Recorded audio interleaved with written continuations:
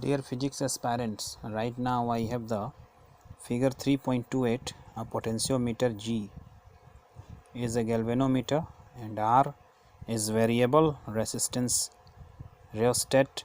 1 to 3 are terminals of the two-way key, and A number circuit for comparing EMFs, electromotive forces of two cells. B number circuit for determining internal resistance of a cell. You will see the picture here. Potentiometer, this is a versatile instrument. It is basically a long piece of uniform wire, sometimes a few meters in length, across which a standard cell B is connected. In actual design, the wire of sometimes cut in several pieces, placed side by side and connected at the ends by thick metal strip.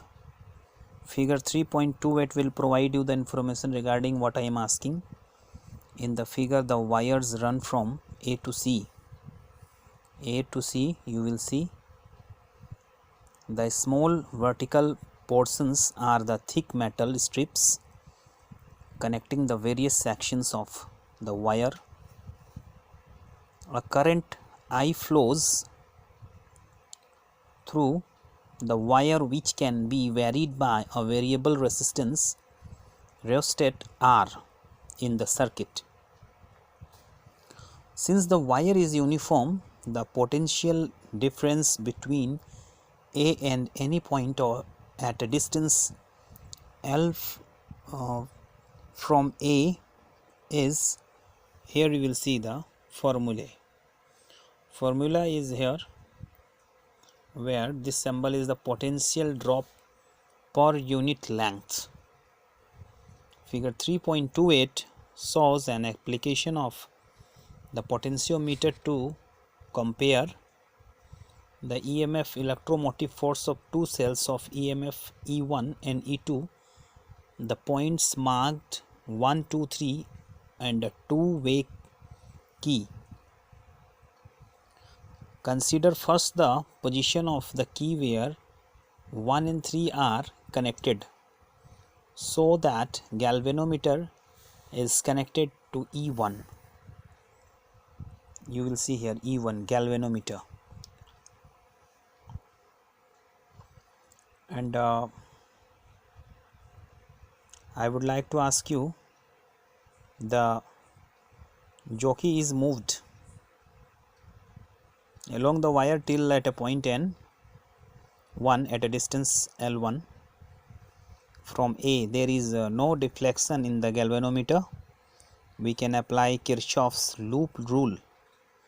Kirchhoff's loop rule to the closed loop N1 G31 A and get the formula is here 3.90.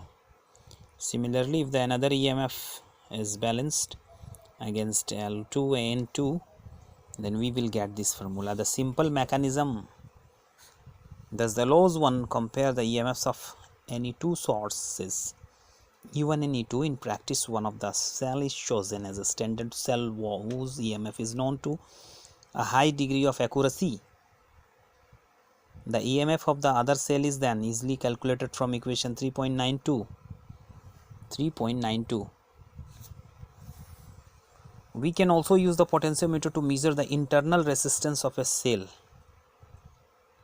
Figure 3.128b for this cell EMF E, whose internal resistance R is to be determined, is connected across a resistance box through a key K2 as shown in the figure. With K2 open, balance is obtained with length A1 L1. Then we will get the formula is here. When K2 is closed, the cells send a current through the resistance box R. If V is the terminal and length L2 N2, and formula is here. So we have the formula. You will see 3.94 A, B and 3.95. Using equation 3.95 we can find the internal resistance of a given cell. So with the help of this picture we will get the internal resistance of a cell, and we can measure. We will use potentiometer to get the resistance of a cell.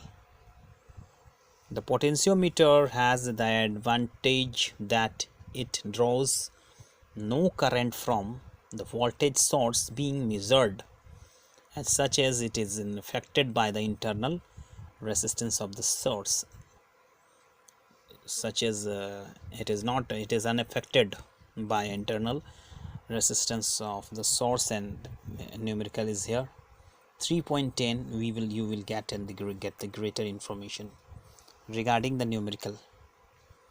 Thank you very much.